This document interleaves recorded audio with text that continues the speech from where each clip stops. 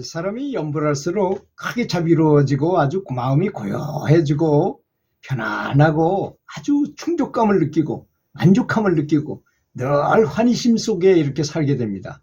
그게 너무 행복하잖아요. 그래서 어떤 분의 얼굴만 봐도, 그 사람 얼굴만 봐도 괜히 기분이 좋아. 이런 사람으로 변할 수 있다는 얘기입니다. 그래서 연불 초기에 하는 초기에는 마음이 요동치고 동요스러울 때가 많이 있는 법입니다.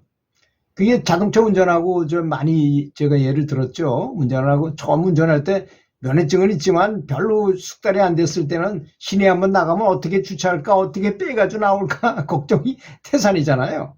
그리고 차 앞에 차가 오면 나를 부딪힐까 봐 겁도 나고 별 생각이 다 들잖아요. 그렇지만 숙달이 되면 아주 운전처럼 편안한 게 없죠. 어딘지 먼 거리라 하더라도 쉽게 갈 수 있고 너무 좋잖아요.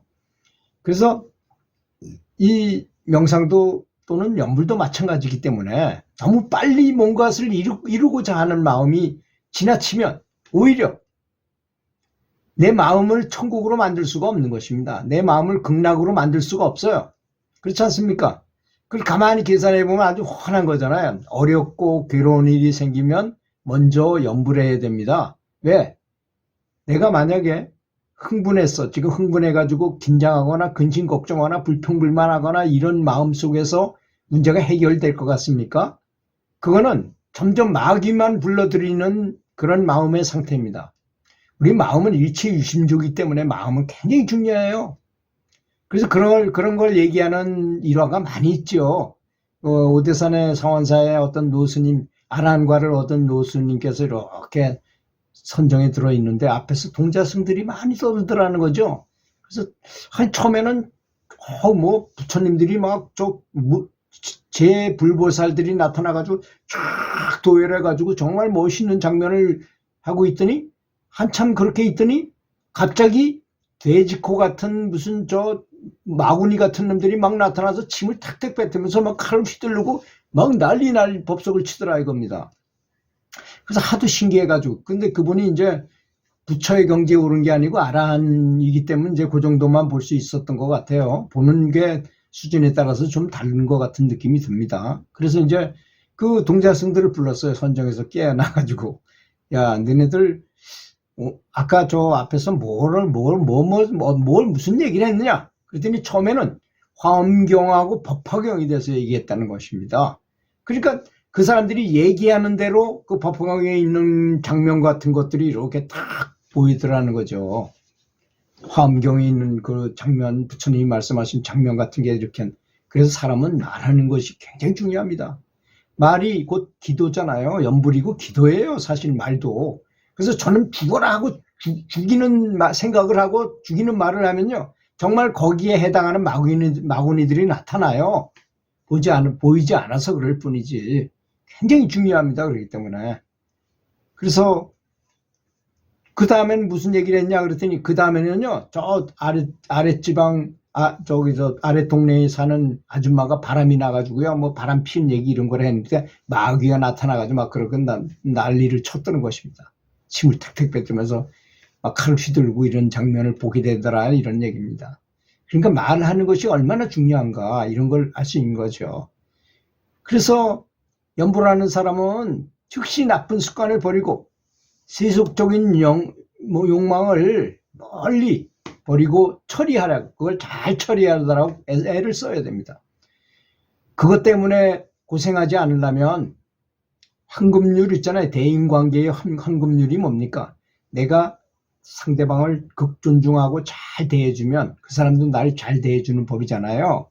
그러면 무슨 시비장단을 없애려면 내가 먼저 잘 해주는 겁니다. 다른 사람한테. 미운 놈한테 특히. 그렇잖아요. 이쁜 놈한테는 이쁜 놈이 날 괴롭히지는 않을 테니까. 그래서 우리 선조들이 하는 속담 중에 참 진리가 많이 들어있어요. 미운 놈한테 떡 하나 더 줘라. 잘 해가지고 문제가 생기지 않도록 하라는 것입니다. 내가 아무리 애쓰고 그러한 장애물을 치우려고 내 자신을 아무리 몰아쳐도 마음 상태가 처음에는 그렇게 나아지지 않아요. 오히려 더 괴로움이 많이 몰려와요. 생각해 보세요. 갑자기 멀쩡한 사람이 채식을 한다 그러면 당장 아내가 실망하게 되고 부모들은 야, 너 그런 것도 안 먹고 어떻게 사느냐. 굉장히 괴로웠습니다. 저도 채식을 30년 동안 하면서 정말 괴로웠던 시기가 참 많았어요.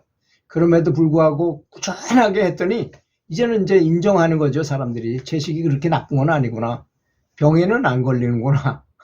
채식을 하면 마음이 편안해지는구나. 이런 거 다 알고 있으니까 자기들은 끊을 수 없어 먹는다 하더라도 나한테는 이제 크게 뭐라고 말을 안 하더라고요. 그런 장애물이 처음에는 거의 나아지지 않습니다. 그래서 이런저런 나쁜 습관을 하지 않기로 약속하고 또 약속해도 곧 다시 나쁜 습관에 빠져들어가는 그 나 자신을 발견하곤 했어요. 처음 초반전에는.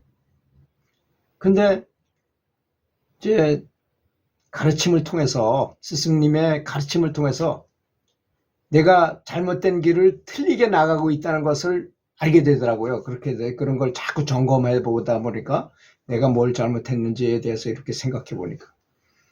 그래서 그런 걸 가지고 통탄에 맞지 않거나 좌절하거나 그렇게 해봐야 무슨 소용이 있습니까?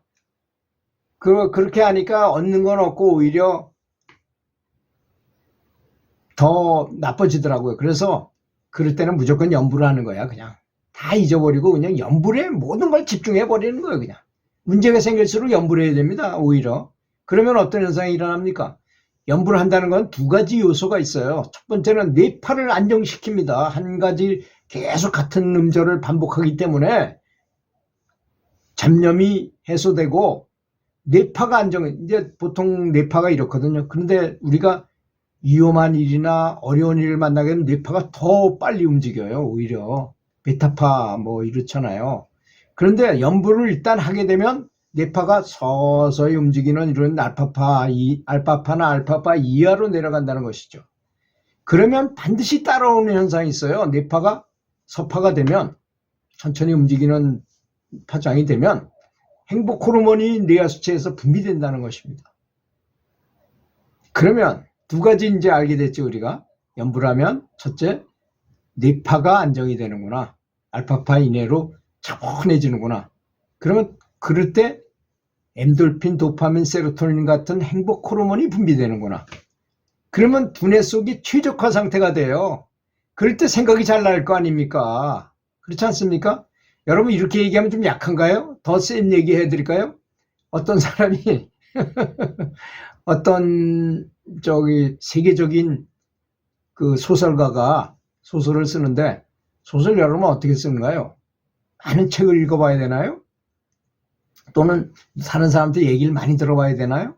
아마 그런 건 한계가 있을 것입니다.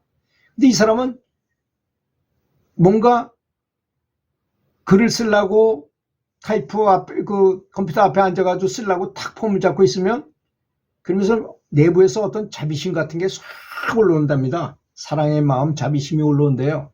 그러면 어떤 화면 같은 게 나타난다는 거예요, 앞에. 그럼 거기서 뭐 요정 같은 것들이 나와서 막 얘기를 하면 그걸 받아 쓰는 거예요, 그냥. 그렇게 만드는 게 보물섬이고 뭐 이런 거예요. 그러니까 그렇게 이 영계와 연결돼 가지고 거기서 주는 지혜를 가지고 쓴 소설인데 그게 인기가 없을 수가 없잖아요. 세계에서 가장 유명한 소설이 되고 그런 거죠. 굉장히 많습니다. 그런 사례는. 그러니까 우리가 그 뇌파를 안정시키고 행복 호르몬을 많이 나오게 하는 것이 그게 그냥 행복하기만 위함이 아니라는 걸 알아야 됩니다. 염불은 그런 작용을 할 수 있어요.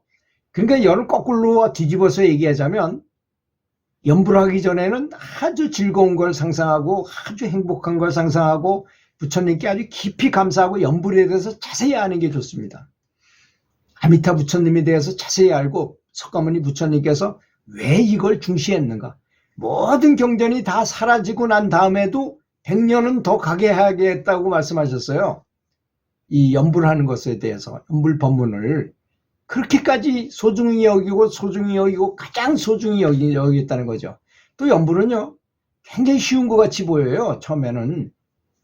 근데 쉬운 법문이 아닙니다. 사실은 최상승 법문이에요. 사실 참선은 굉장히 수가 높고 굉장한 것 같죠. 근데 아니라는 것입니다.